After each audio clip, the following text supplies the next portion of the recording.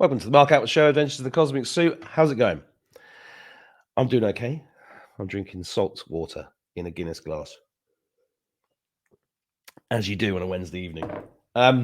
Health, very important. Health, I go on about it quite a bit. I just had 36 hours of hell, but it was all detoxing and I'm feeling good. I sound like I've still got a cold or something, and I might do a bit of snotting and sneezing halfway through this show, but actually I'm feeling really good and full of energy. Part of that is some of the things I've learned in the last few years, which is controversial subjects like not eating vegetables. That one always goes down badly. Or not eating bread. That's actually quite important. Most people can agree with that one. And never drinking water without some form of electrolytes in it. If you watch my interview with Ian Clark about the truth about dehydration, you'll know that. So putting it all together is one thing. Living the lifestyle of intermittent fasting, doing liver cleanses, understanding why certain foods have nutrition and other ones don't, understanding which ones are good for you and bad for you. It's a lot of information for a lot of people to take in. It's also quite disconcerting sometimes, and also slippage. It's easy to slip. It's easy to go and I'll just have a packet of wine gums. I'll just have a chocolate bar. I'll just have a glass of wine. Or, all of that. So that's why I think coaching is so important. So learning the stuff's one thing, but coaching is another. And the reason why I've teamed up with my two guests tonight is because they put in so much effort. And I've worked with Ben Hunt for, I've known him for 14, 15 years nearly. Hello, Ben. How you doing? Hey, Mark. Hello, Red Phil. Hey, Mark. See, and Phil's living by the rules of engagement, because you shouldn't really be on this white light, artificial light in the evening. But I'm in it because you won't be able to see me, and we're filming at night. But Phil, you're absolutely right to be in the red light. Do you know why? You know why. Let's tell the audience.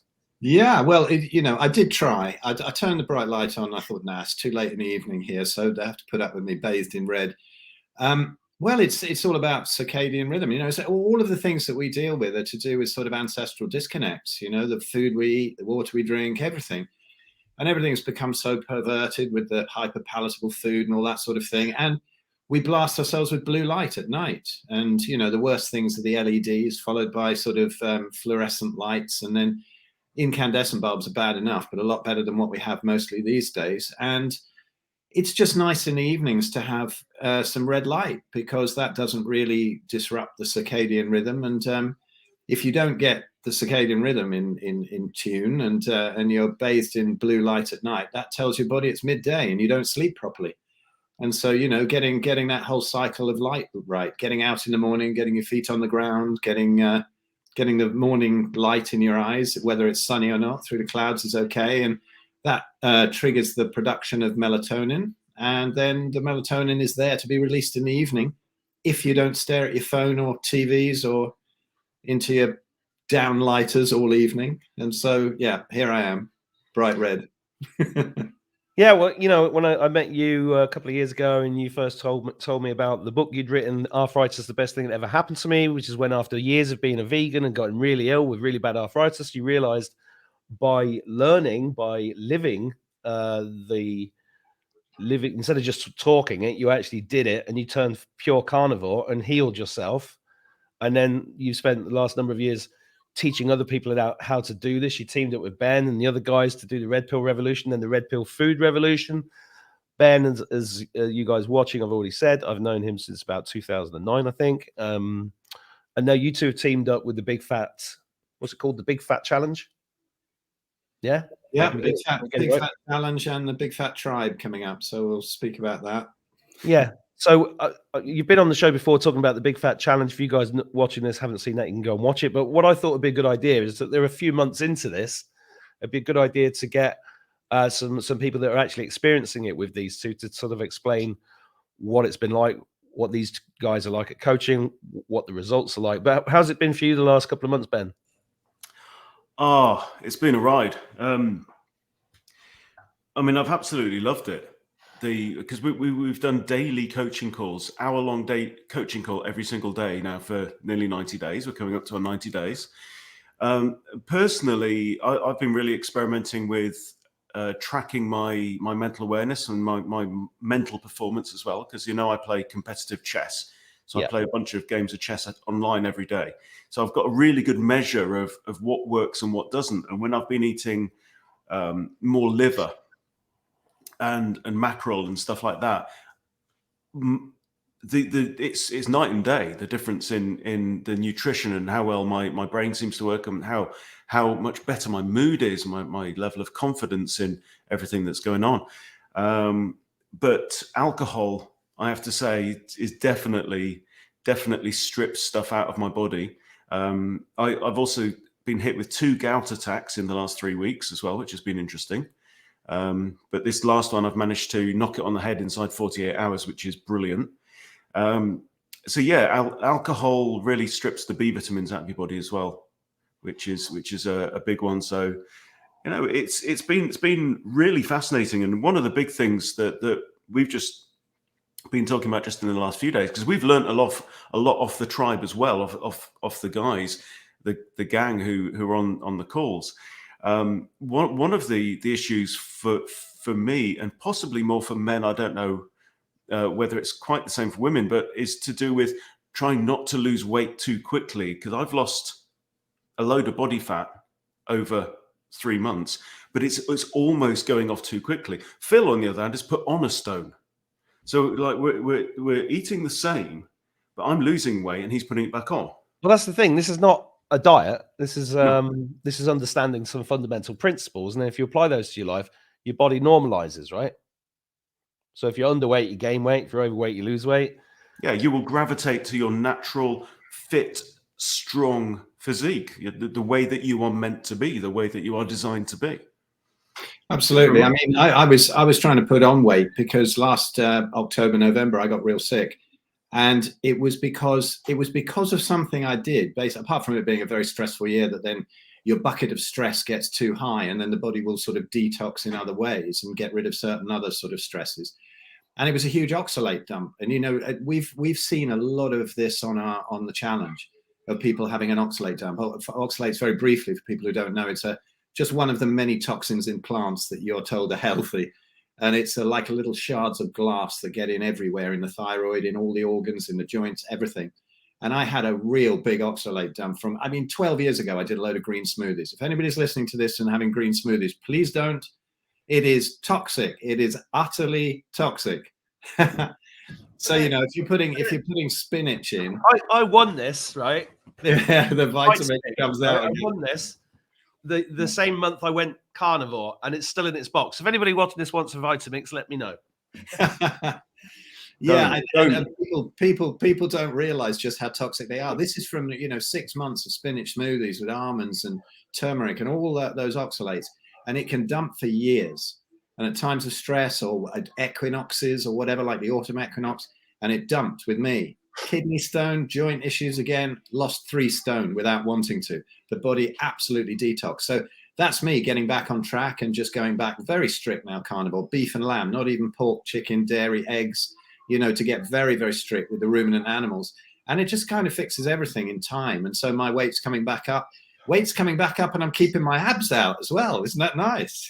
It's great. You're looking well. And it's good because I saw how skinny you got. And this does happen. I mean, the detox I've just had in the last 48 hours was extreme.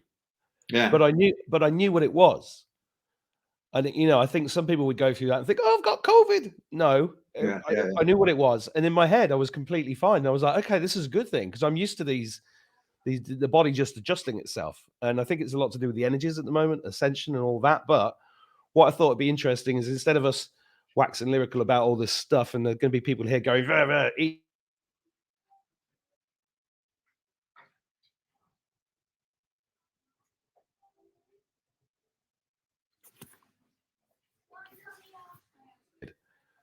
Is it back? Are we back? The internet just disappeared for me.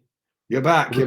You froze for a minute doing a mad pianist kind of. Well, no, listen, this is nuts. I did a live show on YouTube earlier, and the whole computer just shut down in the middle of it. This is some crazy shizzle. Right, Sue M, I'm going to bring you in. Hello, Sue M. How are you? Can we see you? Sue? Yeah. Can you, Hello, can you Sue. see me? Yeah. Yeah. How you doing, Sue? I'm good, So how's the thank Big you. Fat Challenge?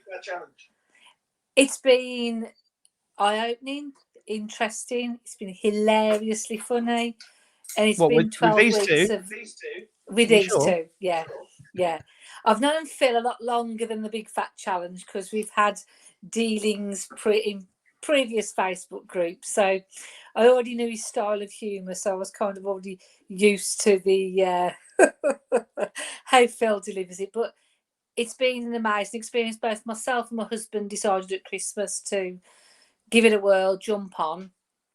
My husband's a diabetic, and since we've started, we've followed the challenge every week, done what we're supposed to do. Husband's blood sugars is pretty much, he's going to be ditching his diabetic meds soon, so his diabetes is well within control, within normal limits, which is one of the main reasons we joined. He's just over 2 stone down, and I'm 2 stone down, just a couple of pounds under 2 stone. And it's just been a great group, a really good tribe, lots of information, not just about food, about grounding, about mitochondrial health, aliens, oxalates, all kinds of rabbit holes we've been down. And it's been brilliant. It's been really good, and I've learned so much more than I thought I was pretty much an expert, but yeah, every day is a skill day. Well, that's good. And what's it been like being in this kind of tribe scenario? Has that been useful? It's been really good. I think there's been, a lot of there's people with autoimmune issues in the group that, and I've learned lots of things around other people's ailments that I probably didn't know before.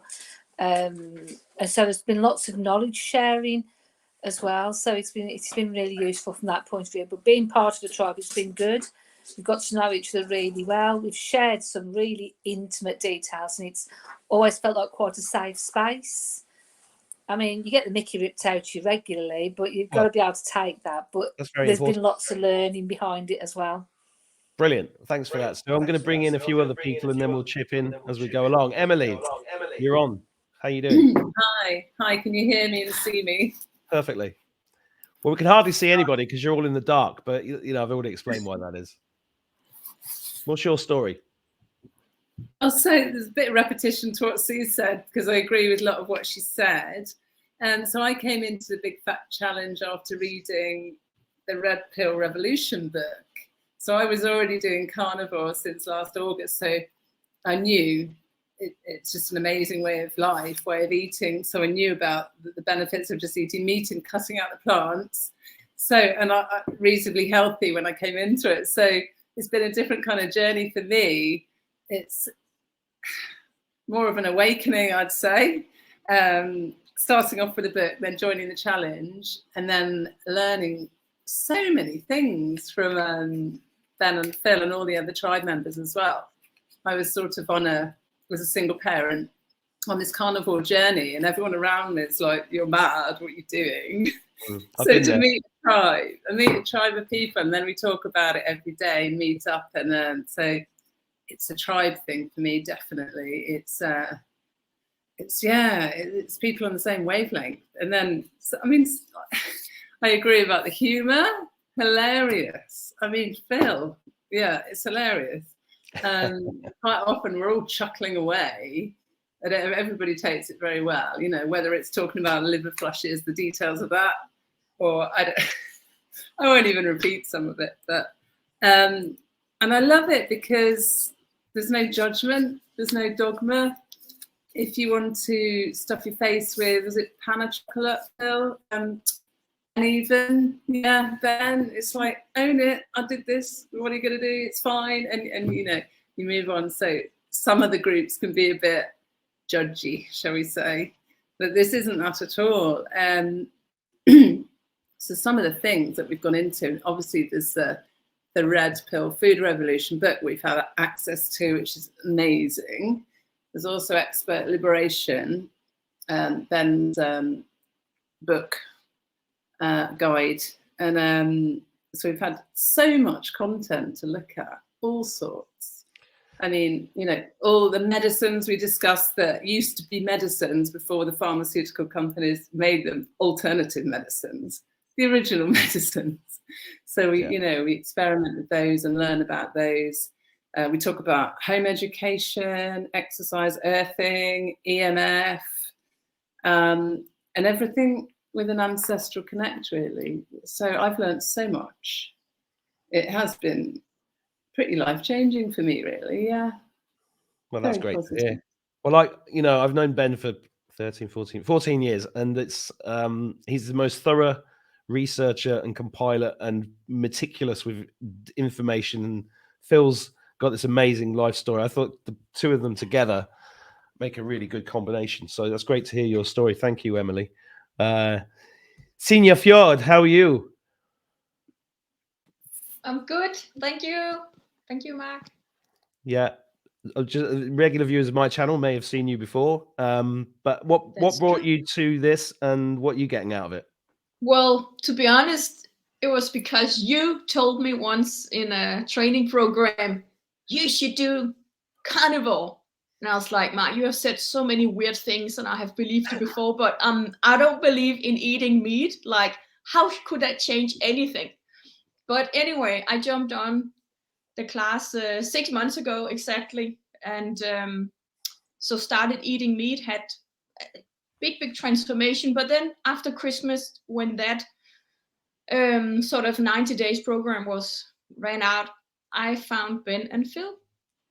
And it was the thing about having daily mentor calls that I just knew I needed that support. It was really tough doing the first 3 months of carnivore by myself, because you know I've lost so much weight. Like within, I don't know, the first 2 weeks. I can see it. Yeah. Because I've not seen you in ages. Wow. You know, my belt, Whoa. this is the only clothes I have left over is my belt, and it's like 4 holes in. That's fantastic. And I have not gone to bed hungry at all. And, you know, I have done triathlons when I was younger, and I was just told, you know, you need to lose weight, go to bed early, or go to bed hungry. And I was like, I'm a complete carb addict. So this just changing from eating meat and fat and being full and happy all the time. My hair is thicker, my nails, and I'm not eating any supplements at all. It's just meat and fat and water. And it's like that spiritual connection. I've been into all sorts of spiritual things, meditations, you know, new age brainwashed and all that.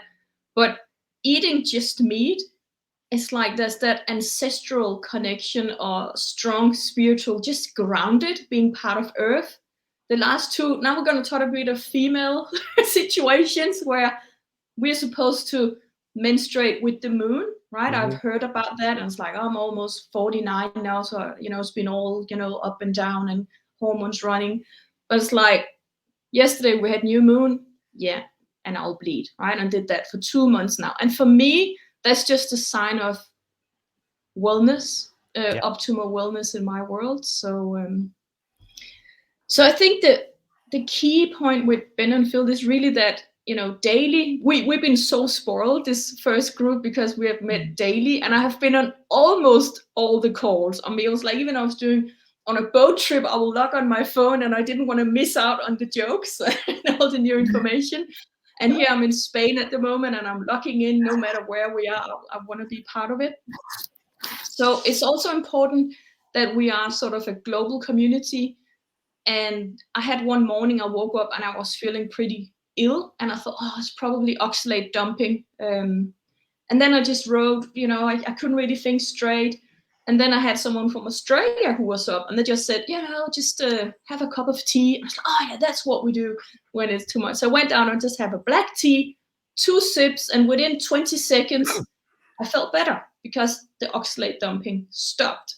So that's why I think it's important to be part of a tribe or a group program with some really experienced mentors who can guide you through it, because this is definitely not for sissies. That's how I feel. And yeah, I think that's most of it. Yeah. You know, can I just jump in for a second? Say also thank you so much to Sina, because she's contributed so much to this challenge, and she's done videos on tapping. She's a real expert at the EFT stuff, and she's done videos of tapping for a general one, an intro, and also for various issues. And they're available to members as well in the members area. And she's been absolutely brilliant. So thank you, Sina. I mean, we've got such wonderful people on this challenge. Honestly, it's fantastic. Well, it's collaboration is the name of the game going forward, and I know how amazing she is as well. So it's wonderful that you're allowing that in, and everybody's benefiting from everybody else's abilities. So that's really good to hear. But that's how tribes work anyway. That's how tribes always worked. And they couldn't be too big, because within a tribe, everyone can be a leader in their own particular area, whether it's medicine, whether it's hunting, whether it's making leather or whatever. We've all got our skills. It might be telling stories, it might be spiritual healing. And so it's not a case of me and Phil sitting there thinking that we know what's what, because it's the magic comes out of the circle of people there. And that's what we're going to continue with the Big Fat Tribe going forward. We're going to have our daily meetings, but they're going to be called campfires. Nice. That's where we always used to bring our issues, our stories, our problems, our jokes about what happened on the daily hunt or whatever, and we'd all talk about it, because it's really been striking me recently when I actually go onto, say, Facebook and see how many so-called friends I've got on Facebook, how many groups I'm in. I mean, like over 450 groups. I've got thousands of friends. But I don't know these people. I don't really know them. So it's almost like, it's the difference. There's a lot that we've been learning about the difference between dopamine rewards and serotonin. That dopamine is this fleeting pleasure that you get when somebody likes your post or somebody shares your post or blah blah, and you got a little dopamine. But the more dopamine hits you get, the lower your capacity is for actual happiness that comes from serotonin, completely different hormone. And but really knowing a group, really knowing those faces that you see in the firelight, like we're seeing now. I mean, I love these guys. Yeah. It's wonderful. Great. You can feel it. Right, we've had lots of women as usual. Let's get Ant in. Hi, Ant. How's it going? Unmute myself. How are you all doing? Good. Good to meet you. Yeah, and you. Well, what can I say to repeat what's already been said? I wrote a few notes down. For me, the benefits, three main benefits: the accountability, because in life, I mean, who are you accountable to once you've left your parents, or you've got your peer group? But I find my peer group, and in general the people I communicate with, I'm not saying they're all stupid, but they're all asleep. The vast majority are asleep to what's going on in the world, and they don't even want to know. Even if you show them evidence, that they don't want to know what's going on. And it's kind of like this individual journey that we're all taking together. And as Ben said, that kind of tribal sitting around the campfire at night, it's kind of like a modern version of that.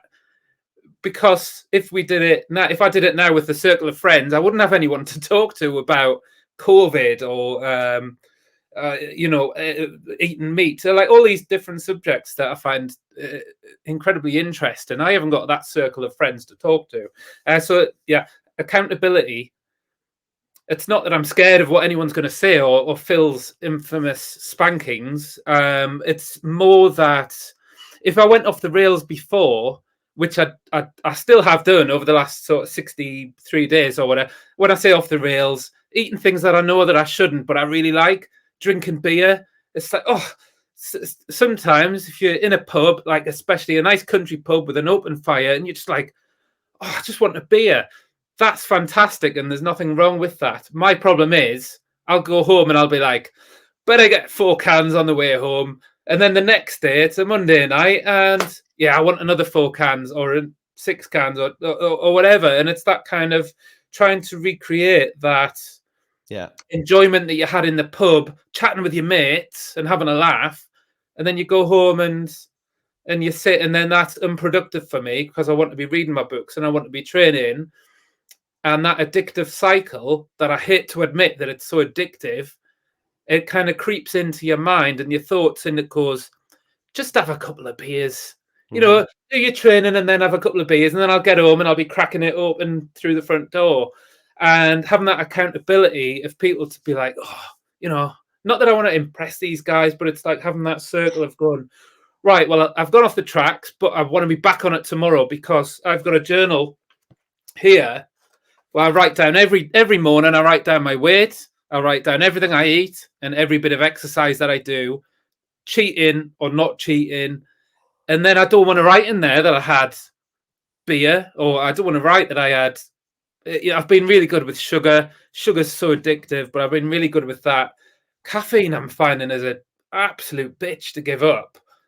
And I think it's because I've given everything else up. And then I'll wait in the morning. You haven't actually given anything up. Not giving it up, but being free of it. Being free of the ball and chain of having to drink alcohol, having to eat carbs, which then induces a cycle of eating more and more carbs. Anyway, accountability. The resources has been the second big thing, especially the Red Pill book, which will probably be banned for causing a revolution, I think, because it is just so inspiring. And I think if people found out how they'd been conned right there on the pip, I mean, you can't, reading through it, you can't deny what's been happening. Whether meat's terribly bad for you, or eat this spinach and it definitely won't kill you. It's just, we've been hoodwinked for so long, especially over the last kind of probably 40 odd years, 50 years. Or even if you went further than back, Phil's an expert, not an expert, but Phil knows a lot about the vegetarianism coming in through the yoga lines and Ayurvedic medicine and that kind of swindle that happened. I remember he posted something a year ago. Anyway, I won't wait on too much. The third benefit is great to be part of the network of open-minded individuals you can talk to. So they're the three main benefits for me, but I wanted to say I lost a stone, but I've put on muscle. And it's given me lots of introspection for kind of shadow work, which is something that I kind of like doing.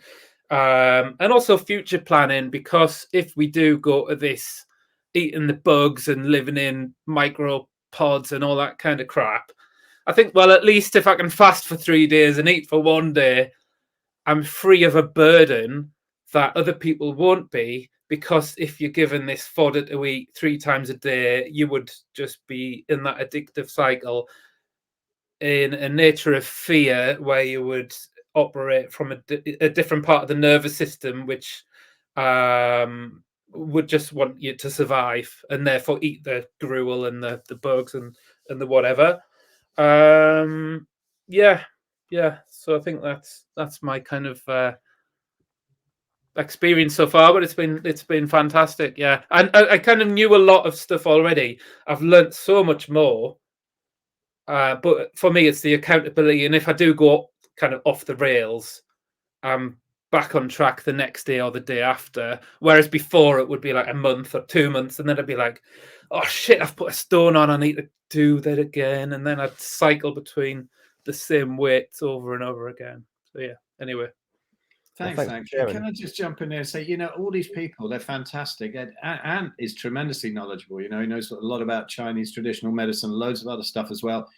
And he's contributed so much. Emily knows a ton as well. She's sort of there, not admitting to how much she knows and how much she's contributed. Sue has amazing knowledge, and she's had it for a long time in all sorts of directions, but also she's a nurse as well. So, she's what I love about people from the medical system is when they see through it, and then she knows all the good stuff about it, but also the stuff that's to be avoided. And so many of the people we've got on here, it's not just like Ben and I talk about all this stuff. I mean, we know a bunch of stuff, but then so do they. And having that tribe thing again is wonderful, because everybody comes in with their unique gifts to share. And some people I think might be threatened by that. I love it. Like we had a lady come on recently called Heather, And you know, she knows a ton about everything. And it was, I looked at that, I thought, wow, why does she need us? And she came on, she's absolutely brilliant, you know, and I love it. I go, hey, what can I learn from her?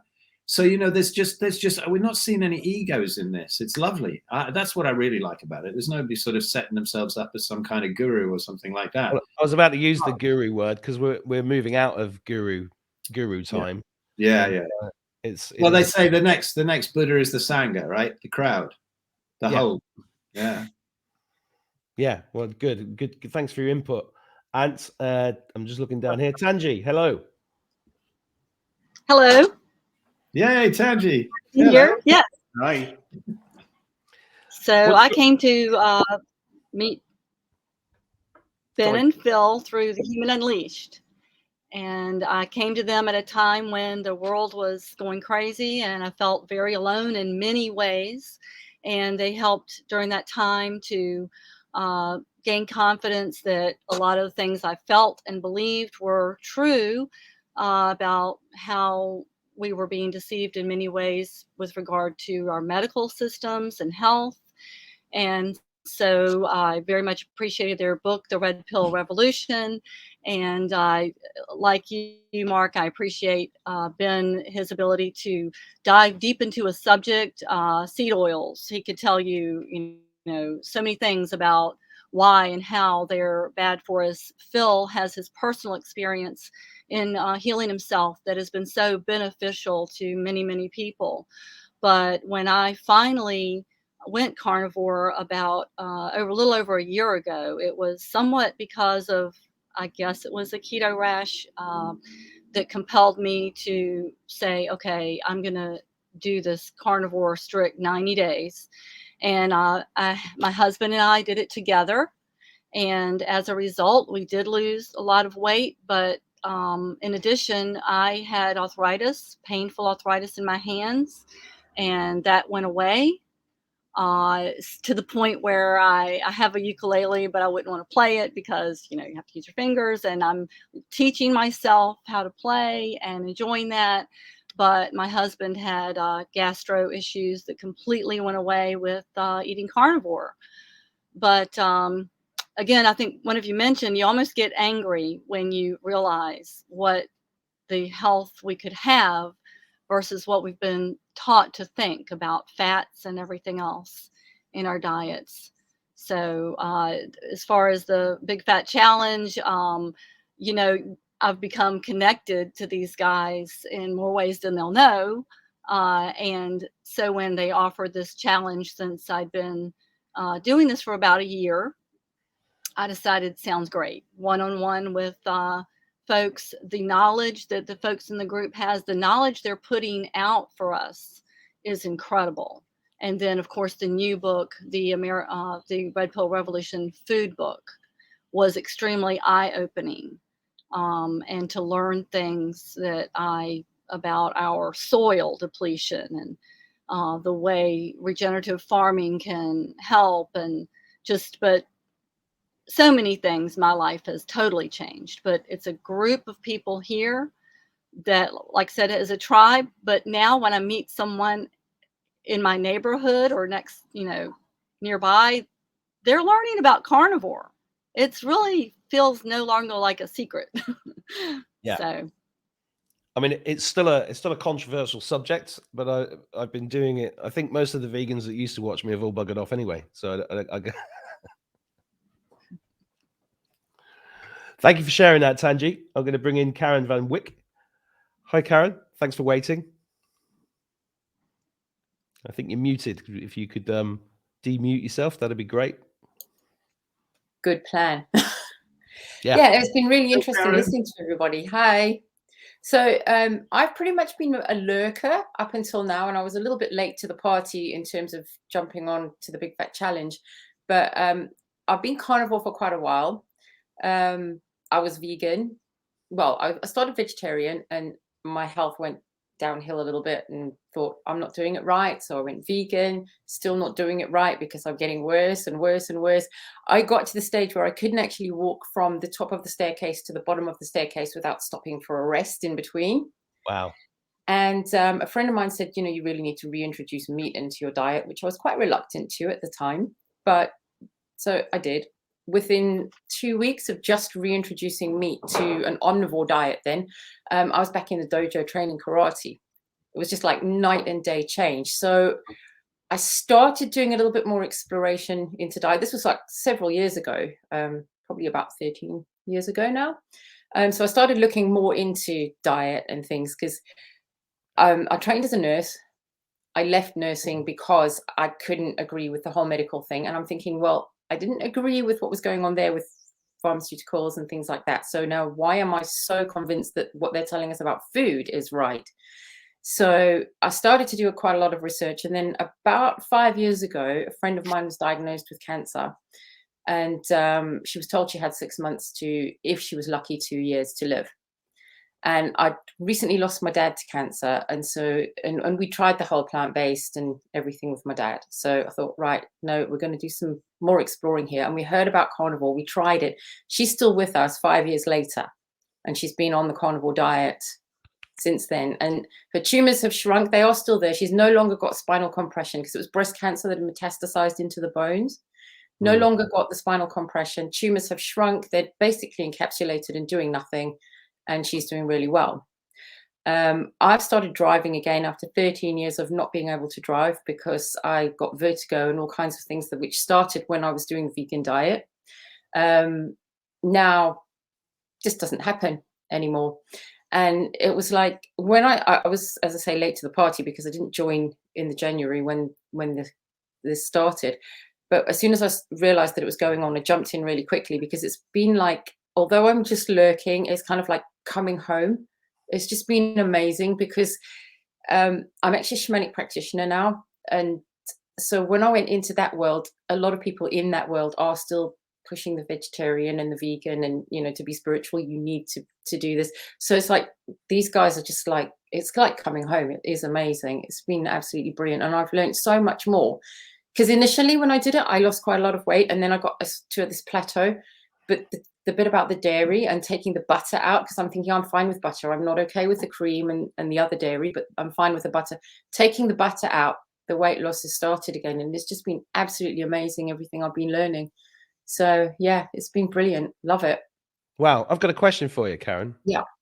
How did you notice your irritability was higher when you were a vegan than it is now?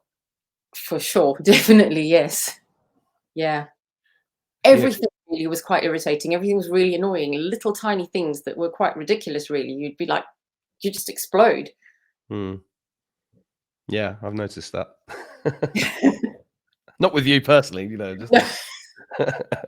You would have done if you'd been around me. Okay, well, everybody's said their piece. It's an open floor now. You guys can chip in if there's anything else that's come to mind. Phil and Ben. Yeah, Karen, thank you so much. I mean, it's great. It's great to see you. I haven't seen much of you. I've known you've been there and whatever, and it's just lovely to me. And you're making me jealous because I miss my dreadlocks and all that. So that's pissing me off. You know that you have to send me a couple. So, some do just drop out occasionally. Yeah, I know they do. You find them on the pillow and stuff. Yeah. Yeah, seriously, it's just lovely. And I mean, honestly, this sounds weird, doesn't it? I've been listening to this. Anybody's been listening to this, it sort of sounds scripted or something.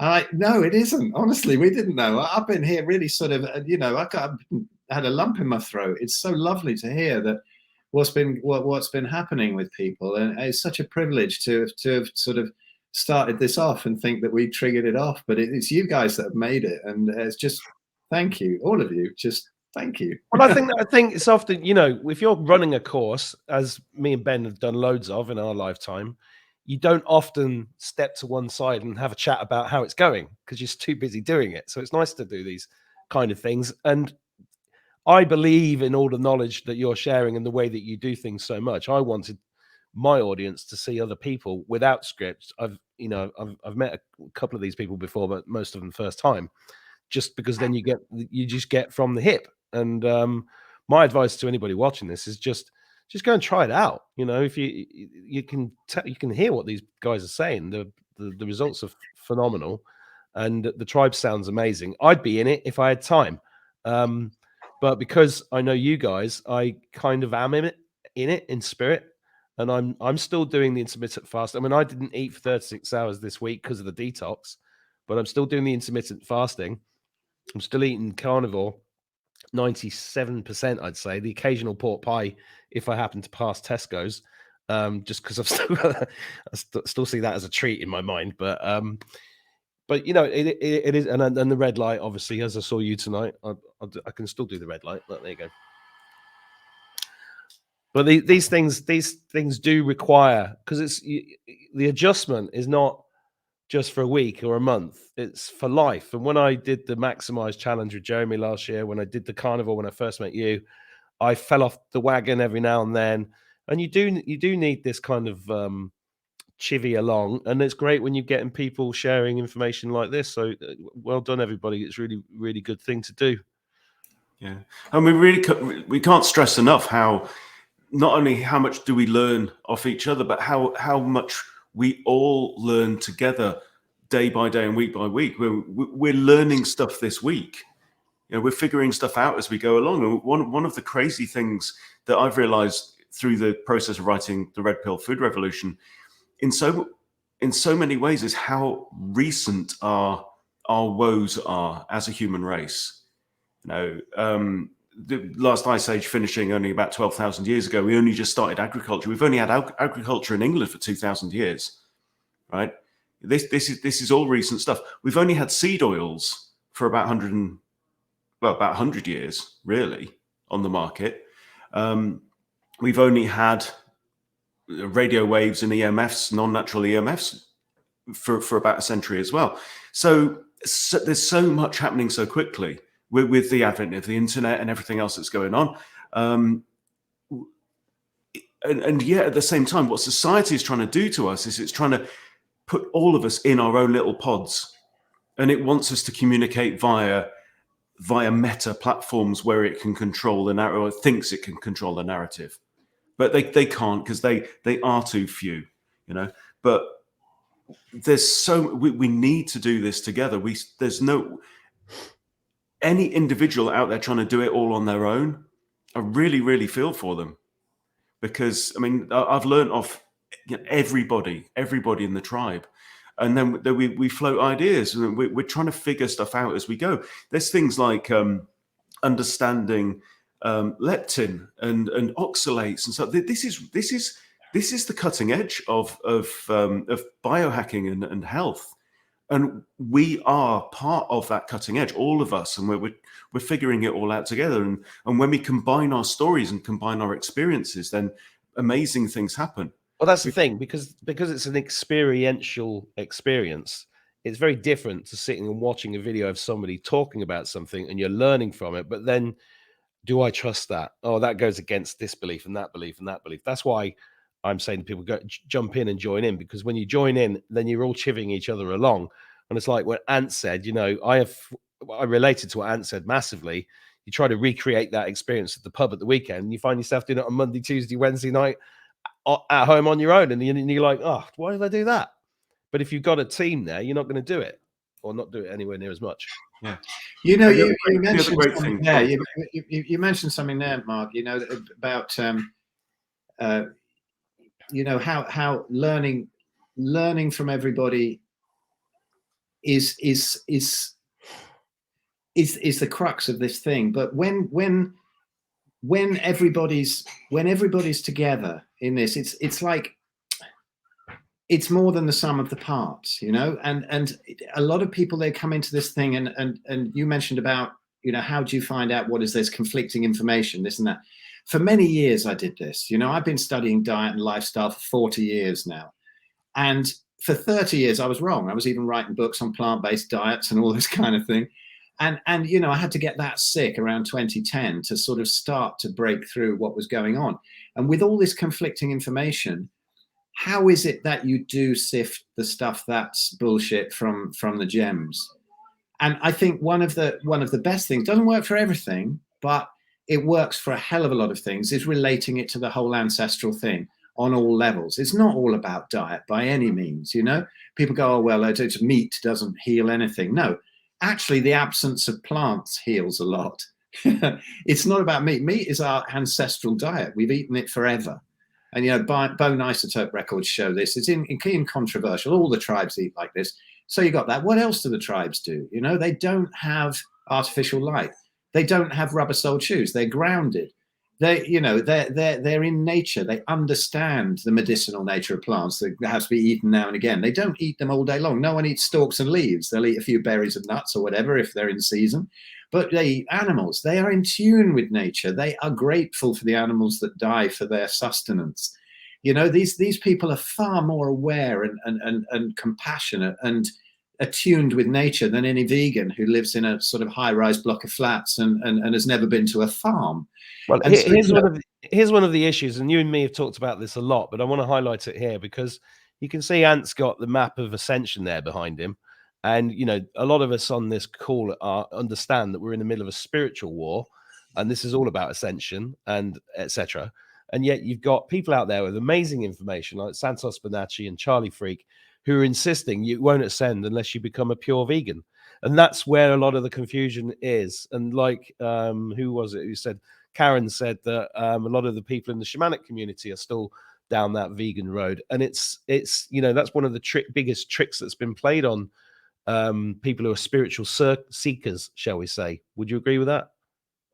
100%. Yeah, I would definitely. You know, I mean, I come from a background of yoga and meditation. This is what I did for years and years and years. You know, I started off my sort of consciousness research with, you know, lots of psilocybin mushrooms and then transitioned into meditation and yoga and all this sort of thing. And all the time, it's the veganism and the vegetarianism being pushed. And, you know, I just don't understand how people can look at this. They're railing against all the pharmaceutical companies. They're railing against big Bill Gates and all of that. How can they not just see, actually, what are they pushing?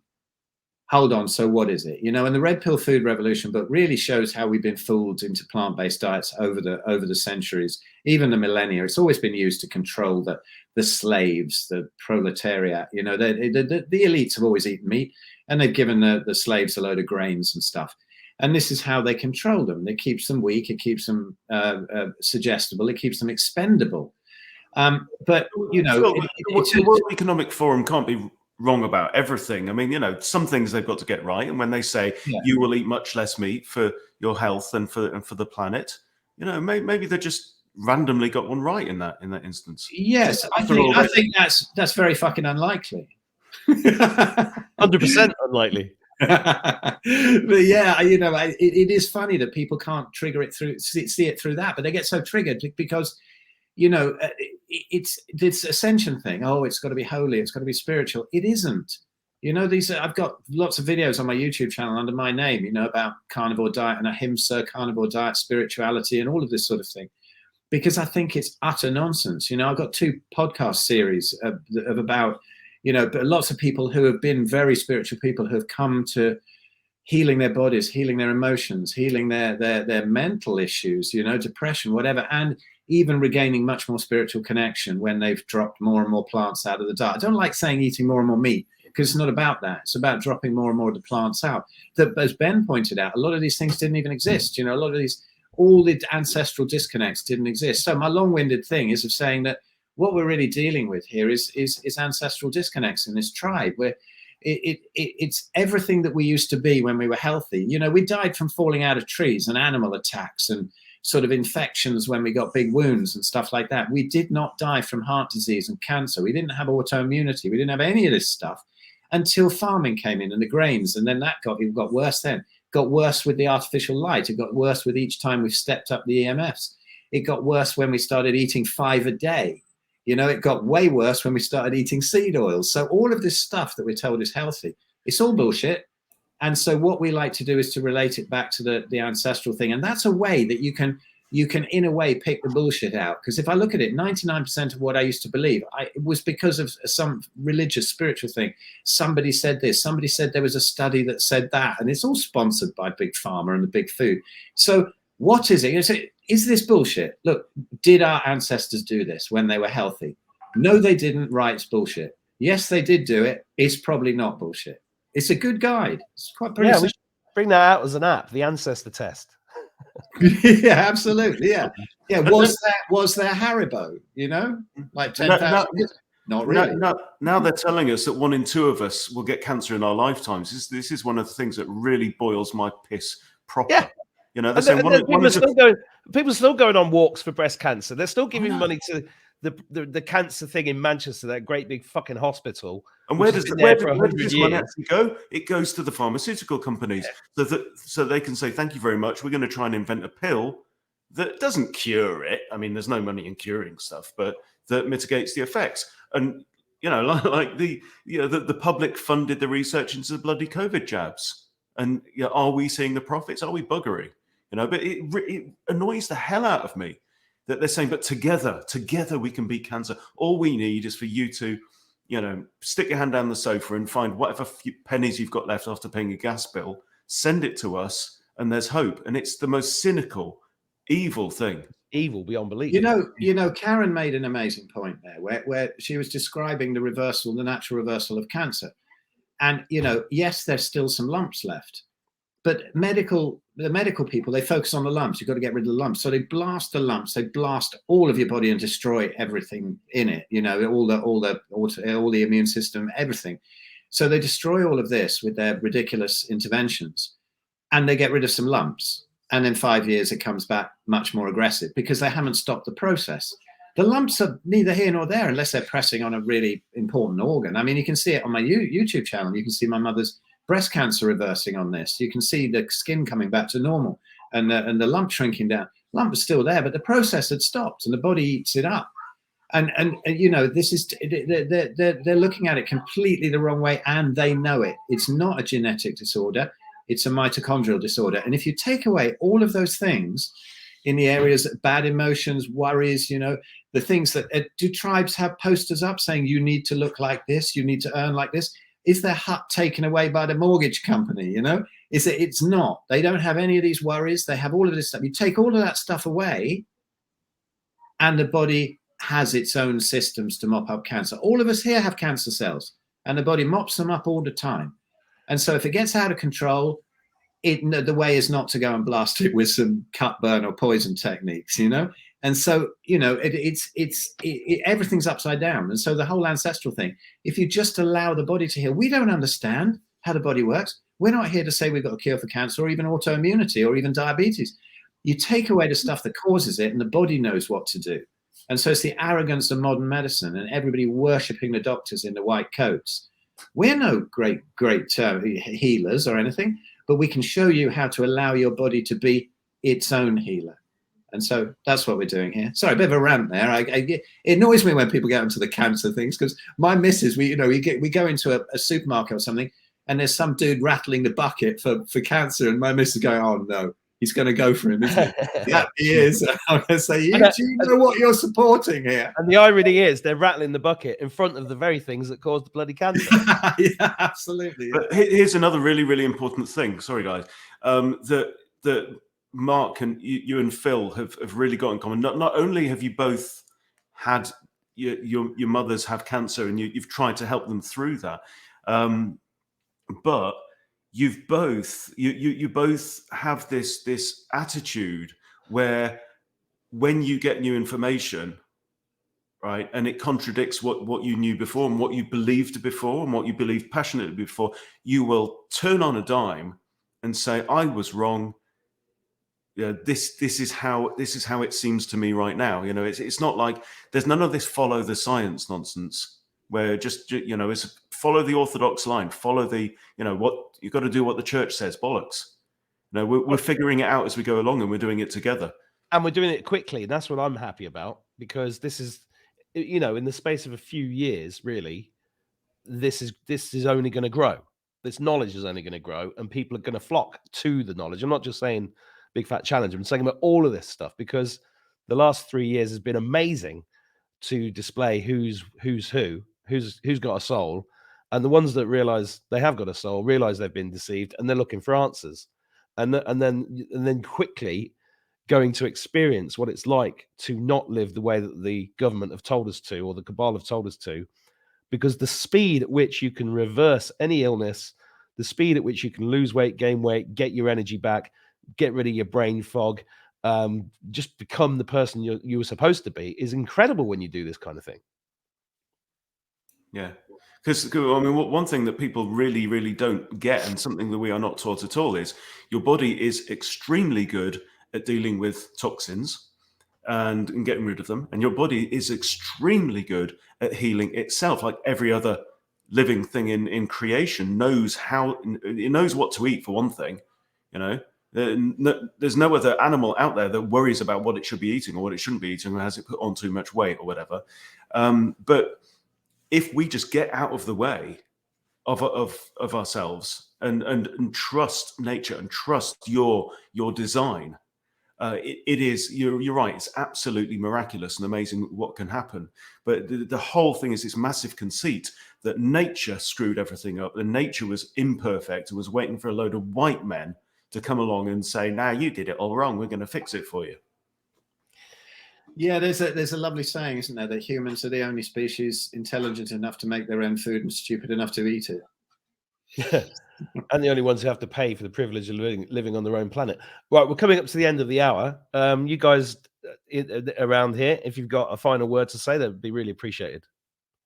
Just jump in. Emily. I did want to just add something, because I hadn't mentioned, just in case, Mark, anyone in your audience has a frozen shoulder. I had a frozen shoulder for 4 years. I went to physio. Oh, it was horrendous. It was so painful. And in the end, my physio said, well, really, you need to see the surgeon. They'll put you under and they'll force it back. That's when I went keto. It's very soon on to carnivore. And within 4 weeks, it got better. And now I'm doing handstands. And that was last year. Oh, me too. Me too. Because I couldn't 3-4 years ago, I couldn't do them anymore. Last summer, I was doing handstands on the dance floor. And the other thing is, I had carpal tunnel syndrome. These were frozen, absolutely agony. And as soon as I went carnival, within 3 weeks, this fun was perfect. And within 3 months, so was this one. So I've just added to the story. Yeah. I forgot to tell people that. I assume everybody knows. Yeah, I forgot. So I just thought, in case anybody, is in that situation. And I didn't do crazy exercise. I also lost 2 stone without going hungry and cured the frozen shoulder. I mean, yeah. So I just wanted to add that. That's amazing. Thank you. Anybody else? But the stories just keep coming, don't they? I know.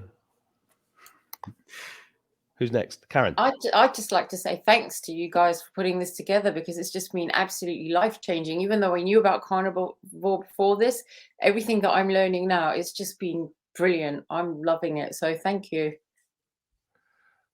Nice one, Karen. Anybody else? That's great. Sue's been entertaining us for weeks and weeks with stories of a hubby walking through the room and his trousers falling down. I will never forget. And the frustration at him. Yeah, I don't think he'll ever forget that either. I think that because he was carrying, he hadn't got any hands left because he was carrying it in both hands. I just looked at it, I just turned around and thought, do you know you're on camera? Yes, yeah. Thankfully he had his boxers on, so it wasn't too horrid for everybody. That was brilliant. And also Sue keeps telling us how she's having to get smaller and smaller uniforms, that she's buying. And I just want to say a quick thing on this. I'm so focused on the whole healing and the autoimmune thing and reversing illnesses, but a lot of people come into this for weight loss and whatever. And we like to say it's not weight loss, it's fat loss, because you put on bone density, now you're properly nourished, you put on muscle mass, and the fat will recede. And so quite often the scales don't go down as well as the inches on the tape measure. But if you've got a lot of fat to lose, the scales will definitely come down. But Sina said something earlier. She's never been hungry, and if somebody is coming into this just purely for fat loss or whatever, and just sort of general health, really, I could go on for hours about the con of the slimming clubs, like Weight Watchers and Slimming World and stuff. This is set up for repeat business. It relies on willpower. It's absolute nonsense, just giving you less of the crap foods you ate before. So you're losing weight, you're losing muscle mass, you're losing bone density and some fat maybe. And then the willpower breaks down, you put on more the next time. You put on the fat with less bone density, less muscle mass. And it gets worse and worse every time, more and more difficult to lose it. And your whole leptin signaling system that we get into, gets broken down. These are criminal organizations, just like the medical system. Now, most of them in the medical system don't know it, and they mean well. Same as the people who run these ridiculous, Slimming World clubs at your local village hall. Go and pay £5 to go and get weighed and told that you've had a sin because you've eaten a bit too much animal fat that week, and all this nonsense. So, just come and check this out. If you're only into it for the weight loss, because we get into loads of other things that's going to blow your mind. But if you get into all this, into it just for the weight loss, seriously, come along, because you won't be hungry again. It's not a chore. You're not hungry. You're totally satisfied. You're totally nourished. You don't have to count calories. You don't have to do anything. You eat when you're hungry and you stop when you're full, and it's really that simple. Just you're eating your ancestral diet. You don't see fat lions. They don't go, oh, I've had a little bit too much antelope today. I better slow down. And tomorrow I better have a quinoa salad instead because I've had a bit too much red meat. You don't have this shit from the animals in the wild. So, just come along, learn what your ancestral diet is, stuff your face with it, eat as much as you want, and you'll be fine. It'll all sort itself out. And it's cheaper, and there's so much less packaging, and there's so much less washing up, because I don't eat until about 2-3 o'clock in the afternoon. And almost no waste as well. There's no waste at all, because there's just nothing. The bin's empty. Yeah, I challenge anybody here to say that the compost drawer, as we call it, in the fridge, that used to house all those bagged salads and vegetables, and they all rot, and eventually you sort of pour them into the bin and then have to wash the drawer out. You don't have that with meat because you have much more respect for the food as well. I don't give a damn that a broccoli died for my plant toxicity, but I do that an animal died. So you feel that kind of gratitude, and it's really awful if sometimes you throw a bit. I've probably thrown like a pound of meat away in like 8 years that I've been carnivore or something. It just doesn't happen. And but so all the food is eaten, like Ben says, there's no waste, and you have much more respect for your food. And yeah, you say the washing up. I used to do all this Indian vegetarian cooking. I'd spend the rest of my day washing up, taking antacids and farting. Yeah. And so now, one pan, no farting, and I'm done. No, it's true. We've got to wrap it up now. Anybody else want to say anything before we go? I wish that, just to lead it out, Ben, if you explain the difference between the challenge and the tribe that we've got coming up in April, and then people know what's going on, because Ben's put it together so beautifully. I have no idea about tech, so Ben puts all that. Yeah. Well, very simply, it's a 90-day challenge, 13 weeks. It's all broken down into steps. You can dive in, you can do the entire thing at once, or you can take it step by step. If there's something that doesn't fit for you, doesn't work for you, you can ignore it and move on. It's completely self-led. Any questions that you have, we want to hear them. We keep adding new content, interviews, new material. That's the challenge. Plus, it's a pay what you can afford system as well, because we don't. Ben, the challenge is like a members area. You've recorded all the videos, you've uploaded all the content, so as soon as they join, they get access to all of that. All of it at once. Taking their own pace. But then the tribe is like the regular meeting. The tribe, 6 calls per week, an hour plus each. Plus, we've got more material for where you can go even deeper into specific areas. What we call like our tribal lore. We're building up a knowledge base of stuff that we all share about every area of life. So we'll talk about business, how to make money, homeschooling your kids. Nothing is out of bounds, because it's whatever we need, all of us as a tribe. Cool. Well, thanks everybody for joining me today. I have to go and cook a steak now, so I'll see you later. Thanks very much, everybody, and best of luck. Thank you, Mark. Thank you all these guys here. Thank you so much.